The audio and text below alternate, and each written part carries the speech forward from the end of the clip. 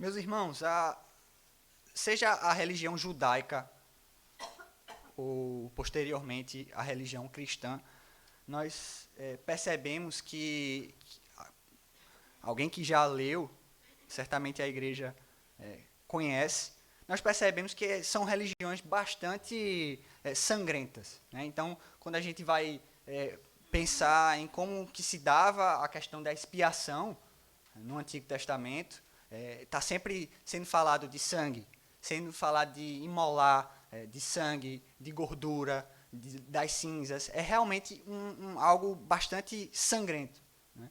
E quando a gente vem para o Novo Testamento, né, também nós, de certo modo, mantemos o, essa questão, porque nós estamos sempre repetindo sobre o sangue de Jesus Cristo. O sangue de Jesus Cristo, a morte dele na cruz, a crueldade que foi aquele ato. E é interessante porque esse texto ele vem aclarar sobre essas, vem esclarecer a nossa mente sobre essas coisas. Alguns atribuem o livro de Hebreus a Paulo, outros a Barnabé, Silas, Clemente, mas a verdade é que nós não sabemos com certeza quem foi que escreveu esse livro. A carta aos Hebreus é uma carta destinada a judeus, crentes, que haviam se convertido ao cristianismo e que estavam tendo algumas dificuldades de perseguição. O livro de Atos ele vai dar esse pano de fundo de como é que essas coisas se deram. Então eles praticavam o judaísmo e em determinado momento ouviram do evangelho e assim eles vieram a crer em Jesus Cristo.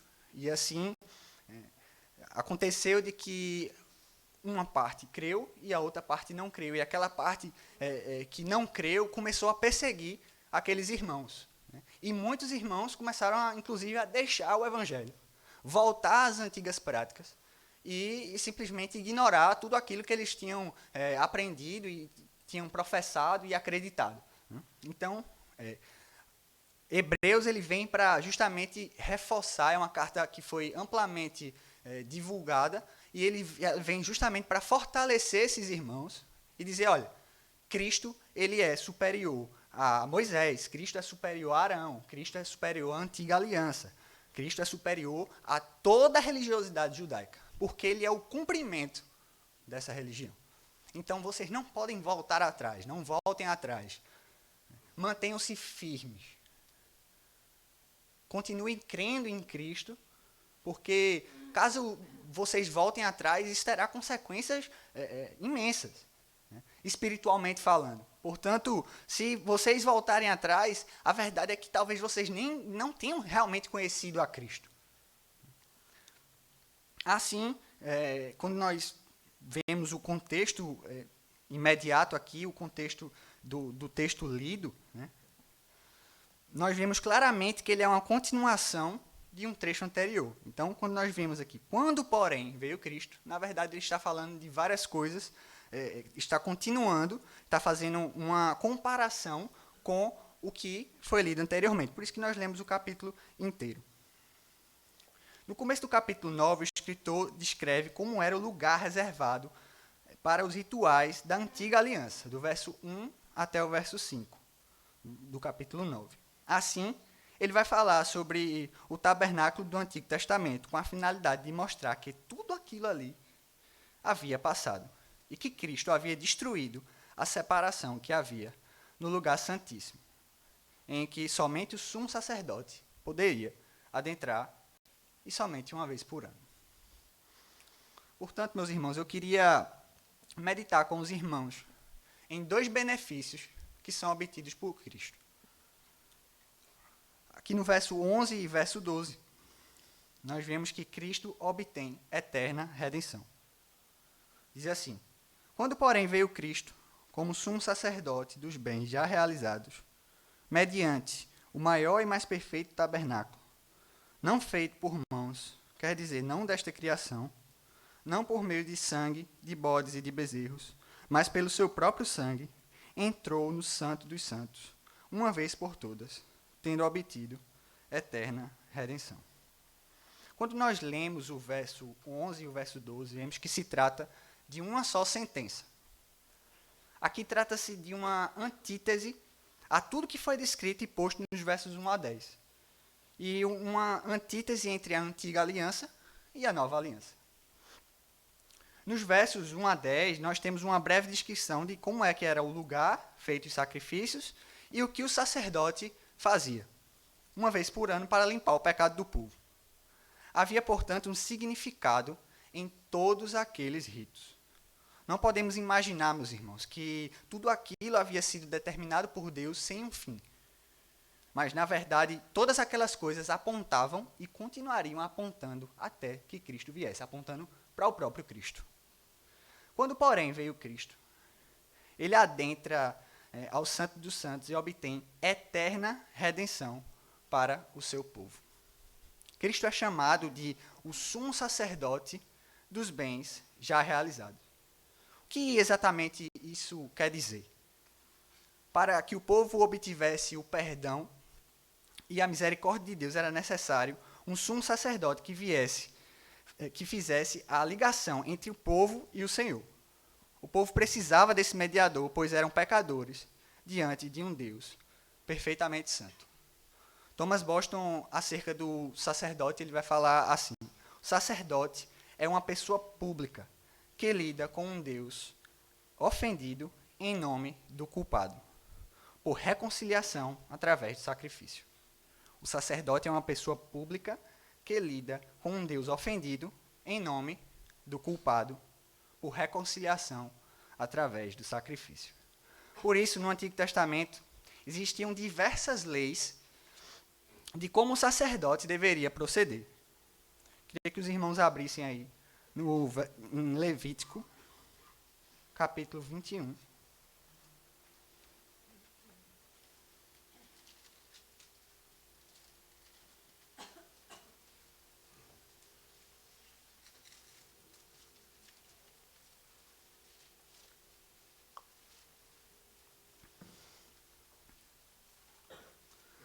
A partir do verso 10.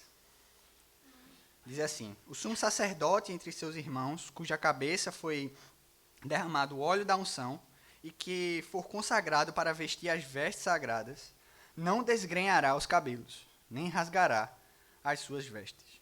Não se chegará a cadáver algum, nem se contaminará por causa de seu pai ou de sua mãe. Não sairá do santuário, nem profanará o santuário do seu Deus, pois a consagração do óleo da unção do seu Deus está sobre ele. Eu sou o Senhor. Ele tomará por mulher uma virgem, viúva, ou repudiada, ou desonrada, ou prostituta. Estas não tomará, mas virgem do seu povo tomará por mulher. E não profanará a sua descendência entre o seu povo, porque eu sou o Senhor que o santifico. Existe também uma razão porque Deus coloca que o sacerdote deveria seguir essas ordenanças. O sacerdote, ele era consagrado por Deus, assim ele faria esse elo, essa ligação entre os homens pecadores e um Deus santo. Portanto, ele entraria naquele santo lugar e assim Deus requer santidade daquele sacerdote. Qualquer um que adentrasse no santo lugar e estivesse em pecado era morto, era aniquilado, era fulminado instantaneamente. A santidade de Deus não tem nenhuma comunhão com o pecado humano. Mas, quando nós olhamos para Cristo, nós vemos que não foi assim. Ele foi o único em que, em corpo, adentrou o santo lugar, lugar de habitação do Senhor, sendo perfeitamente digno, oferecendo sacrifício por nós e obtendo eterna redenção. Portanto, meus irmãos, para o homem não existe mérito algum na salvação. Não há espaço para pensarmos que a nossa salvação depende de nós mesmos. Não há espaço, meus irmãos, para legalismo ou para pensarmos que a nossa salvação depende das nossas obras, ou que através das nossas obras nós podemos conseguir alguma coisa do Senhor. Porque, na verdade, a nossa salvação e a nossa redenção depende somente de Cristo. Todo o processo de salvação, meus irmãos, depende do Senhor. Pertence a Deus. É Ele que envia um pregador. É Ele que te conduz a ouvir. É Ele que te regenera. É Ele que te convence do pecado, da justiça e do juízo. É Ele que põe em você a verdadeira fé. Ele que te amou primeiro, Ele que enviou o seu Filho para morrer na cruz. Ele que adentrou o santo lugar, onde você não poderia entrar sem ser morto. Portanto, meus irmãos, a nossa salvação depende completamente do Senhor. Não há espaço, não há liberdade de acharmos que somos responsáveis pela nossa salvação, porque outrora fomos escravos do pecado. Completamente escravos do pecado. Assim, meus irmãos, voltando ao nosso texto, em Hebreus capítulo 9, depois de entendermos que Cristo adentrou ao santo lugar como sumo sacerdote e obteve eterna salvação, nos versos 13 e 14, Cristo purifica a nossa consciência. Assim diz: portanto, se o sangue de bodes e touros e a cinza de uma novilha aspergidos sobre os contaminados os santificam quanto à purificação da carne, muito mais o sangue de Cristo que, pelo Espírito eterno, a si mesmo se ofereceu sem mácula a Deus, purificará a nossa consciência de obras mortas para servirmos ao Deus vivo. Agora o autor ele faz uma comparação de algo de menor valor com algo de maior valor. Ou seja, ele vai comparar o sangue de bodes e touros com o sangue de Cristo. E a passagem é clara. Se o sangue de bodes e touros santificava externamente, muito mais o de Cristo, o Cordeiro perfeito, santificava eternamente aquele que assim o recebia. Cristo foi apresentado primeiramente como sumo sacerdote, aquele que faz a mediação entre o homem e Deus. Mas agora ele é apresentado como o próprio sacrifício. Cristo é o sacerdote, o sumo sacerdote, e ele é também o próprio sacrifício. Mas agora ele é um sacrifício não como o antigo, de bodes e touros, que havia, de certo modo, um vencimento de um ano. Mas ele é um sacrifício perfeito, que, de certo modo, ele não pode nem ser comparado com aquele sacrifício anterior. É como se a gente pegasse uma formiga e a gente colocasse um elefante por cima dela. O elefante vai esmagar aquela formiga de modo que ela vai deixar existir. Assim é o sacrifício de Cristo em relação ao sacrifício da antiga aliança. É um sacrifício que purifica a nossa consciência de obras mortas. O que seriam, então, essas obras mortas? São todos os atos contrários à lei de Deus. Ou seja, o pecado. O homem é naturalmente mau e os seus atos não produzem vida, mas morte e destruição. Nós temos um grande texto que descreve muito bem isso. Eu queria que os irmãos abrissem lá em Romanos, capítulo 3.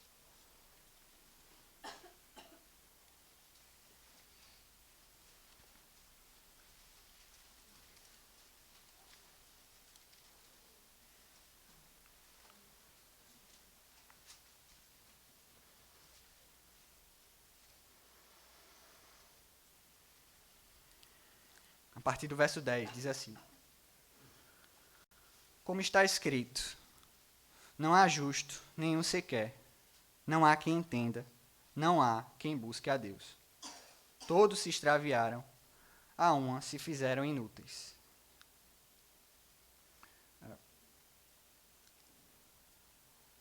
Não há quem entenda, não há quem busque a Deus. Todos se extraviaram, a uma se fizeram inúteis. Não há quem faça o bem, não há um sequer. A garganta deles é sepulcro aberto, com a língua urdem engano. Veneno de víbora está nos seus lábios. A boca, eles a têm cheia de maldição e amargura. São os seus pés velozes para derramar sangue. Nos seus caminhos, há destruição e miséria. Desconheceram o caminho da paz. Não há temor de Deus diante dos seus olhos. Assim é o homem no seu estado natural. Assim é o homem naturalmente, e ele só causa destruição e miséria. Quando nós olhamos para o verso 9, lá de Hebreus capítulo 9, ele vai dizer exatamente assim: é isto uma parábola para a época presente, e segundo esta, se oferecem tanto dons como sacrifícios, embora estes, no tocante à consciência, sejam ineficazes para aperfeiçoar aquele que presta culto. Os ritos do Antigo Testamento não eram eficazes para purificar a consciência do homem. Externamente, ou seja, na carne, o homem era purificado, mas o seu coração poderia continuar idólatra, assassino, maldizente e descontente. Aquela limpeza era feita somente externamente. E Cristo vai fazer justamente essa distinção entre os pecados externos e os pecados internos. Lá em Lucas, capítulo 11, verso 39.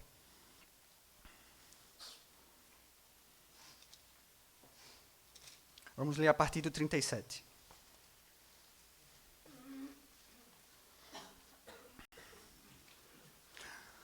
Ao falar Jesus essas palavras, um fariseu o convidou para ir comer com ele. Então, tomou o lugar à mesa. O fariseu, porém, admirou-se ao ver que Jesus não se lavara primeiro, antes de comer. O Senhor, porém, lhe disse: vós, fariseus, limpais o exterior do corpo e do prato, mas o vosso interior está cheio de rapina e perversidade. Portanto, meus irmãos, ao obedecer à lei e fazer os ritos que eram ordenados pelo Senhor, certamente haveria a purificação, mas haveria a purificação externa, de modo que o homem poderia continuar com um coração igual ao que ele tinha anteriormente à purificação, mas agora ele estava purificado. Mas certamente ele voltaria a pecar e voltaria a estar condenado. Desde o Antigo Testamento, portanto, a salvação vem mediante a fé. A fé na promessa do Messias. A promessa que foi dada lá em Gênesis 3, capítulo 15, que ele viria. E assim quem cresce seria salvo, da mesma forma que nós hoje. Mas a diferença é que hoje nós já temos a verdade, a plenitude dos tempos, Jesus Cristo. Uma ofensa feita no coração do homem tem o mesmo valor pecaminoso diante de Deus de uma ofensa à vista de todos. Muitas vezes a gente pensa que os pecados que não são revelados, os pecados que estão escondidos no nosso coração, são pecados menores, ou pecados até que não nos condenam, de modo que a gente continua a pecar, continua a esconder e viver a nossa vida como se aquilo não tivesse valor. Mas eu digo, meu irmão, é um pecado tão grande quanto o pecado externo que as pessoas veem, que as pessoas chamam a atenção. E esse pecado é talvez até mais perigoso, pelo fato de que, quando ninguém conhece, não tem ninguém lá te chamando a atenção. Não tem lá dizendo, olha, não faça isso, isso é contra a lei de Deus. Não faça isso. Peça perdão, você não tem pessoas que vão te disciplinar. E a disciplina serve para isso, para que você deixe o pecado. Portanto, se você vive uma vida dessa forma, nesse momento, eu digo para você, mude. Mude a sua atitude. Entenda que Cristo é o Cordeiro sem mácula, ele se entregou sem mácula, e assim ele requer daqueles que creem nele que estejam sem mácula. Ele quer a sua noiva limpa e perfeita. quando Cristo adentra o Santíssimo Lugar e se oferece como perfeito sacrifício, sem mácula, ele purifica a nossa consciência, fazendo com que, com o auxílio do Espírito, não sejamos dominados pelas obras mortas. Pois, como diz em Romanos capítulo 6, diz assim, no verso 5 e 6, porque se somos unidos com ele na semelhança da sua morte, certamente o seremos também na semelhança da sua ressurreição. Sabendo isto, que foi crucificado o velho homem, para que o corpo do pecado seja destruído, e não sirvamos o pecado como escravos. Assim, no verso 14 também diz, porque o pecado não terá domínio sobre vós. Portanto, você que faz parte do povo de Deus, você continua com essa vida de pecado, de pecados escondidos? A minha reflexão é, você realmente conhece a Cristo? Quando você vive numa condição de pecado constante? Quando você não deixa o pecado e, pelo contrário, você passa a ocultar o pecado? Você deixa de conversar com outras pessoas, de modo que elas venham a te descobrir? O que você tem feito em relação à santificação? O quanto na sua vida há a marca da aliança do Senhor, de modo que o Espírito Santo age sobre você? Quanto nós podemos perceber isso? Por fim, Cristo é o sumo sacerdote e o sacrifício. É Ele que clama por ti diante de Deus. Você que outrora estava perdido e morto, agora tem paz com Deus. Que essas verdades pautem a sua vida e no fim você possa escutar o que está escrito em Mateus 25, 34. Então dirá o rei aos que estiverem à sua direita, vinde, benditos de meu Pai, entrai na posse do reino que nos está preparado desde a fundação do mundo. Você que nessa noite está aqui e não conhece ao Senhor, saiba que as suas mãos podem estar cheias de sangue.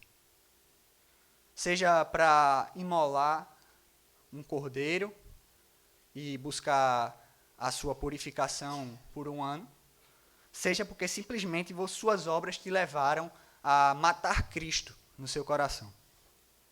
Mas é o sangue de Cristo, não nas suas mãos, mas vertido sobre a sua cabeça, que você precisa. Do contrário, não há paz nem salvação para você. Deus nos abençoe. Vamos orar. Senhor Deus, nós louvamos o Teu nome, Pai, pelo sacrifício de Jesus Cristo que Tu enviaste, Senhor.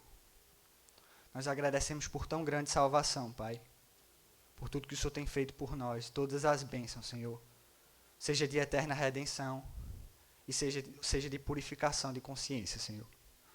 Nos ajuda, Pai, a cada dia a sermos mais fiéis ao Senhor, a sermos mais santos, Pai. É assim que eu te oro e te agradeço. Em nome de Cristo. Amém.